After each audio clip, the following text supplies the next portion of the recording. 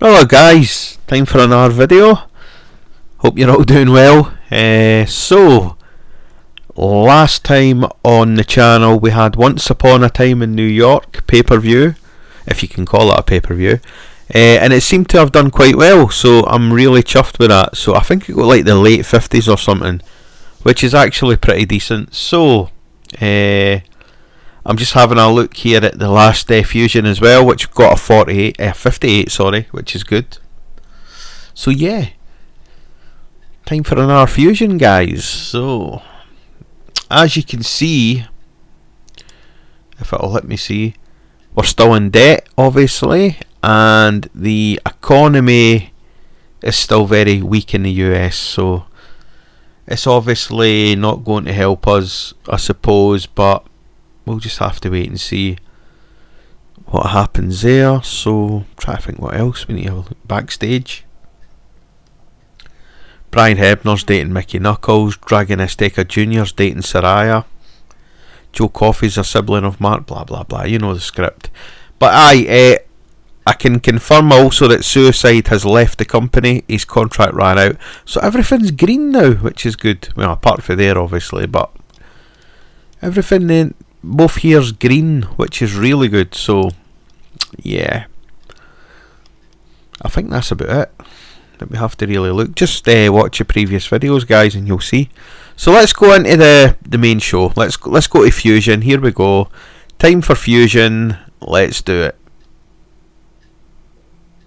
Or should we do a recap? I don't know. We'll do a recap. 2 seconds. Right, I had to pause it there for a second. Oh, I never even knew about this, man. Right, so the last Fusion got a 58, and Once Upon a Time in New York got a 59. Look at the attendance, so 557, that's really good. So, as you can see, Killer Cross defeated Tom Lawler to retain the title. Mil Muertes defeated Cruel, therefore VITO is still under Cesar Duran's control. Zack Knight defeated Roy Knight, which meant that Roy Knight has to leave MLW. The Outbreak defeated the Veron Monster Corporation. That means they have to disband as a team, and I can also confirm that I've released Lisa Marie Veron as well, so she's been released. Scarlett Bordeaux defeated Saraya to win the MLW title, featherweight title, sorry. The Coffey Brothers won the tag team titles against the Beer Bellies. Mystico defeated Davey Boy Smith Jr. to win the MLW middleweight champion. So a lot of titles changed hands, apart from obviously the world heavyweight title, that stayed the same because of Killer Cross. But I mean, look at the show's definitely improved. Let's be honest, we are improving big time. I mean, look at it when we first started, 41s and stuff, and 47s. Now we're at like stuff like 58, which is really good. And then the pay-per-view got a 59. I mean, the last pay-per-view got a 49. Pay-per-view before that got a 48, so things are looking up, man. I just wish that the economy would fix itself and let us grow. And do something about this fucking debt as well. Right, anyway, let's go to the show, guys. So, a decent pre-show match. Kerry Morton defeated Odinson by submission.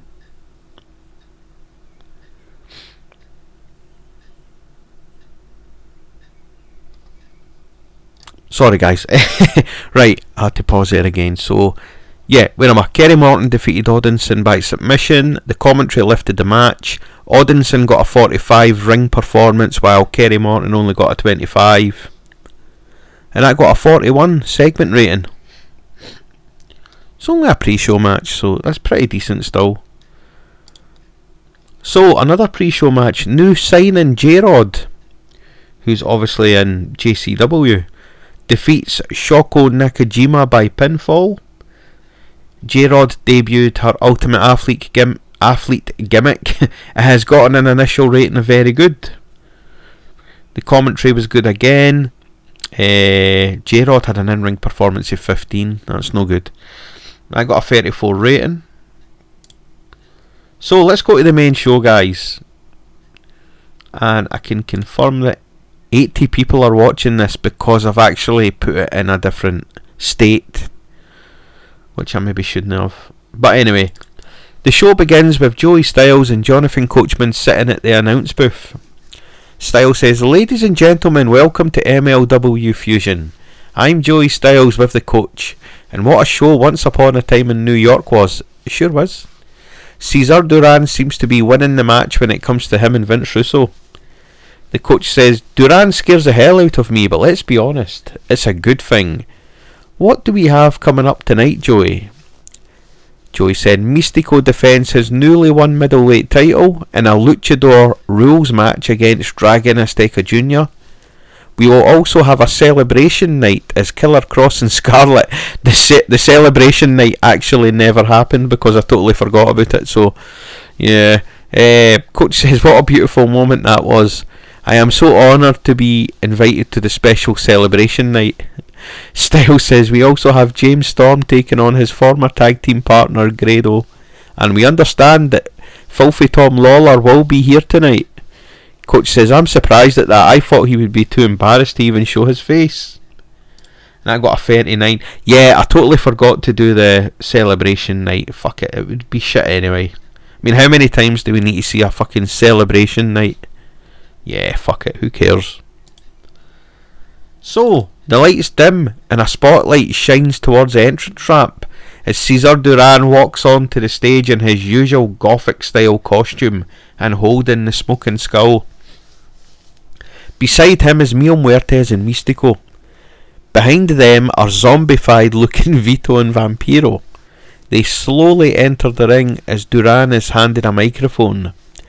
Duran says, "My believers, your saviour has arrived. At Once Upon a Time in New York, I once again proved that I am the most powerful man in Major League Wrestling. Mystico stands before you as the new middleweight champion." Mystico raises the belt. Duran says, "Mil Muertes once again demonstrated why he is death incarnate. Russo brought in Cruel, and once again he fell before Mil Muertes. The score remains the same. Cesar Duran wins and everyone else loses.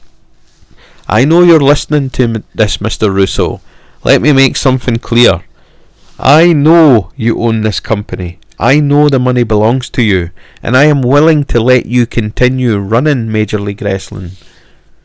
Hold your meetings and sign your wrestlers and pretend you are the king, but never forget who makes the matches.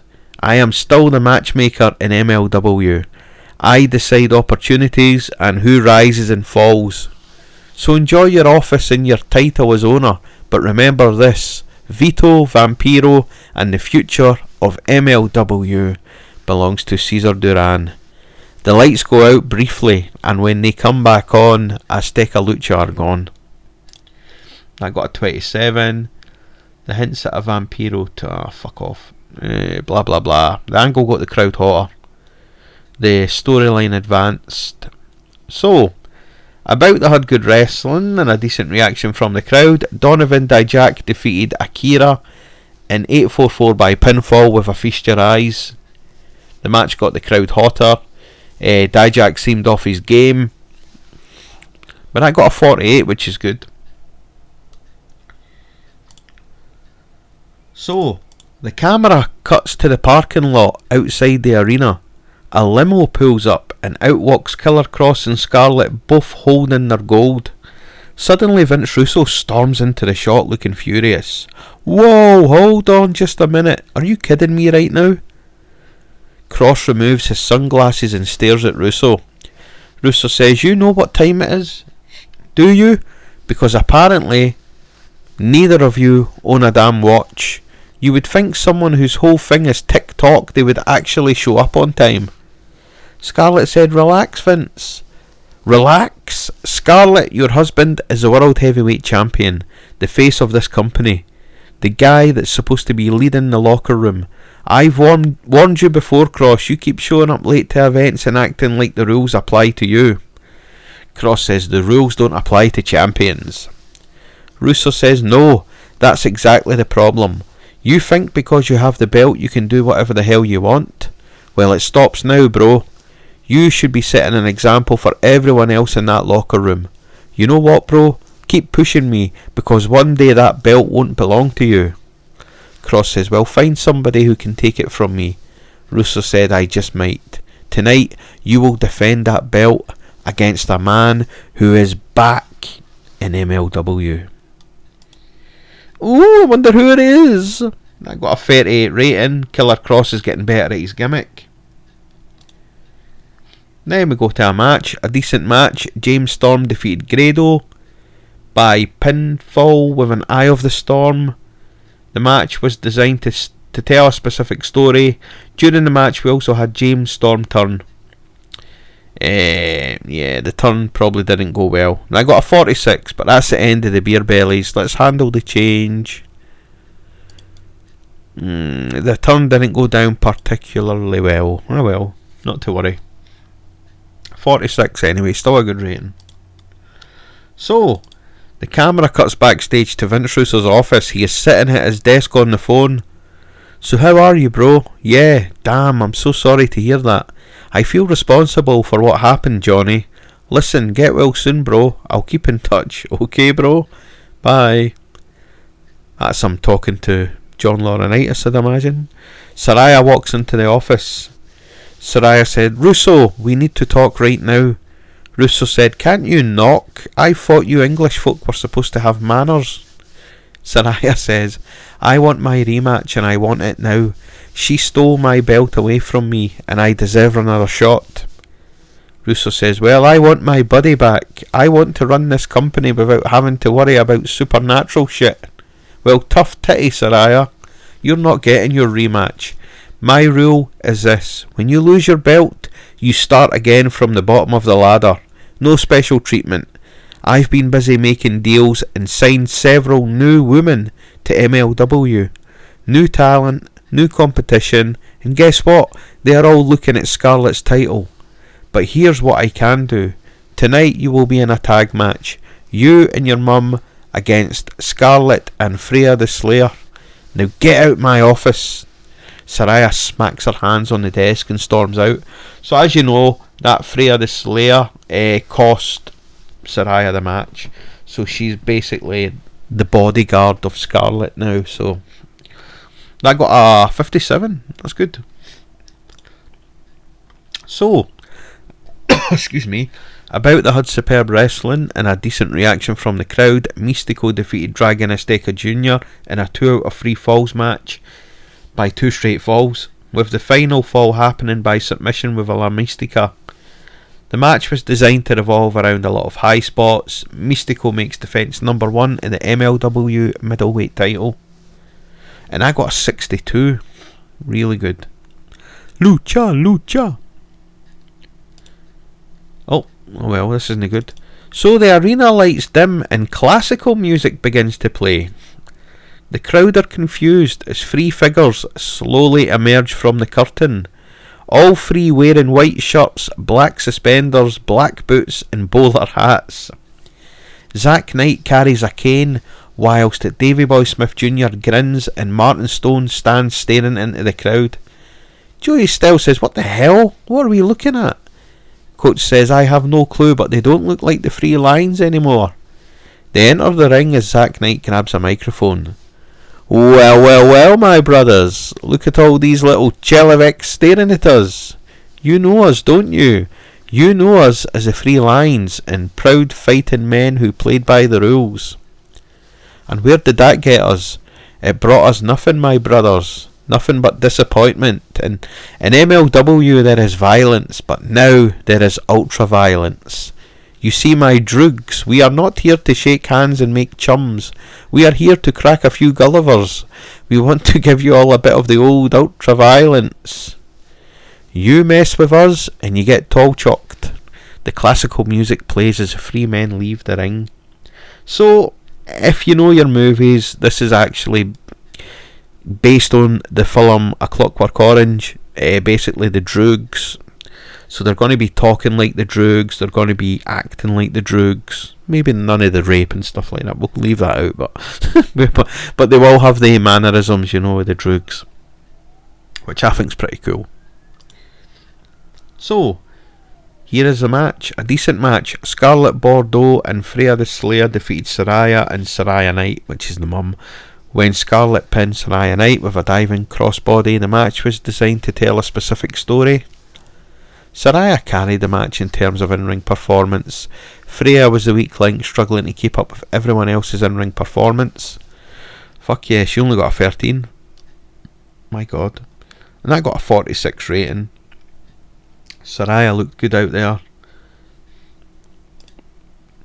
Then, the camera cuts backstage to Vince Russo's office. Russo is sitting at his desk. We see Wolfgang, Cocaine, Stephen Flo and Alex Kane standing. Russo said, "Listen up guys, MLW needs opportunities. MLW needs new stars. So tonight I'm bringing back the national openweight belt. And one of you is walking out this building with the belt tonight.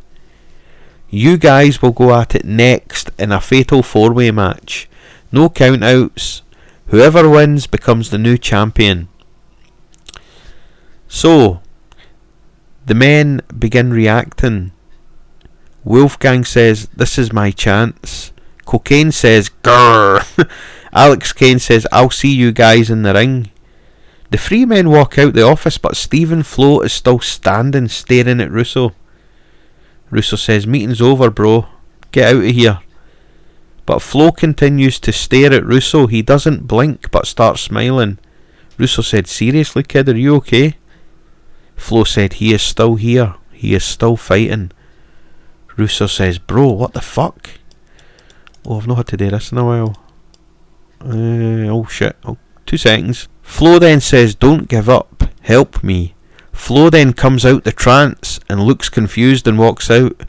Russo just sits back looking confused. That got a 20 rating. So is this a Cesar Duran thing? Is he playing mind games, like supernatural mind games with Russo?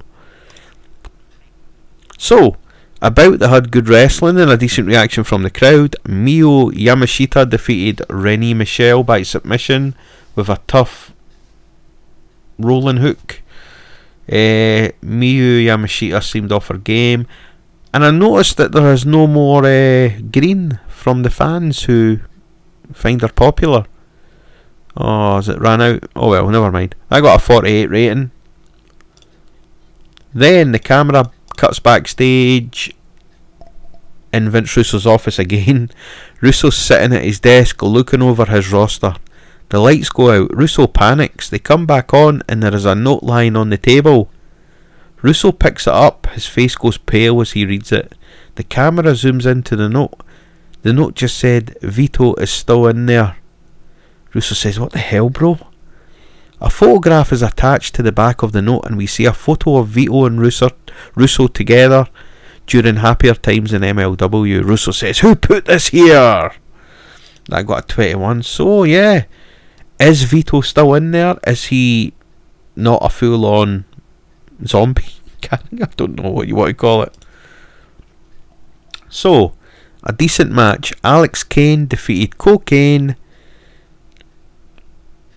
Wolfgang and Stephen Flo. When Alex Kane submitted Stephen Flo, the match was designed to be chaotic and full of action in order to get the crowd going. Alex Kane wins the national openweight title, and that got a 40. A lot of greens in there, which is good. The chaos of the match helped hide how badly Cocaine was performing and Stephen Flo. Okay, that's fine. The commentary was good, but yeah, I can't complain at that. A 40, that'll do. So, Shane Douglas is backstage, standing by with the Coffey Brothers. Shane said, "I'm joined by the new MLW Tag Team Champions, the Coffey Brothers. Guys, congratulations on becoming the new champions." Joe Coffey said, "Me and Mark did exactly what we said we were going to do. We marched into Once Upon a Time in New York and we walked out as champions." Then Mark said, "The Beer Bellies gave us a fight, but at the end of the day, these titles are exactly where they belong."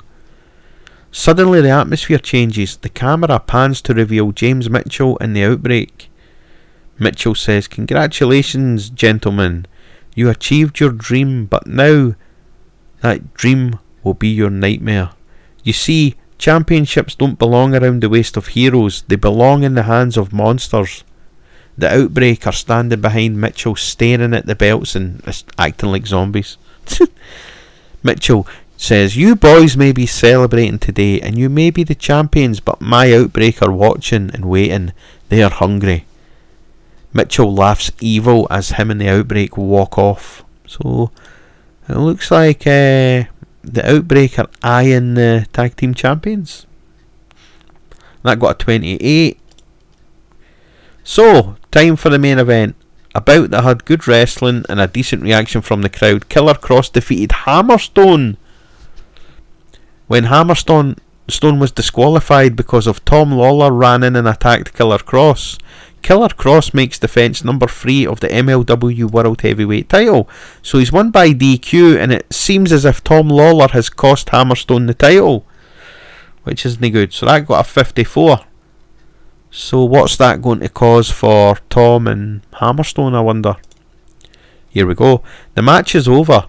Tom Lawler has cost HAMMERSTONE his chance. Killer Kross leaves the ring, breathing heavily, holding the belt. HAMMERSTONE looks pissed off at Tom Lawler. Both men start fighting each other. Security eventually enters the ring and pulls both men apart. So, there we go. That got a 40. And let's go to the last segment of the show. So, a grainy camera feed appears. It's as if the image is being filmed by a hidden camera. A dimly lit room lit by flickering candles. We see VITO chained to a steel chair. His head is hanging low. His clothes are torn and dirty. He then slowly raises his head and eyes look normal for the first time in ages. He looks exhausted. VITO says, "Help! Somebody help me!" VITO struggles against the chains. "Russo, if you can hear me, I'm still here." Cesar Duran walks into the shot. "Shut the fuck up." Duran's skull starts smoking as VITO slowly drifts off. The show goes off the air. That got a 29. So VITO apparently is still in there, which is good. It's so sad. So that finished the show. If I get over a 50, I'll be happy. 54, it'll do. The show increased their popularity again in 54 regions, in 11 regions. So not interested. I'm happy with it. I'm happy with that 54 rating. Let's see. MLW Fusion 54, attendance 80. Not to worry about the attendance, I suppose. Let's have a look. MLW Fusion. The feedback from viewers has been awesome. The small company has outshone, so basically just the same. Paul Heyman staying with WWE. Retirement for Ian Rotten. Wow, I thought he retired already.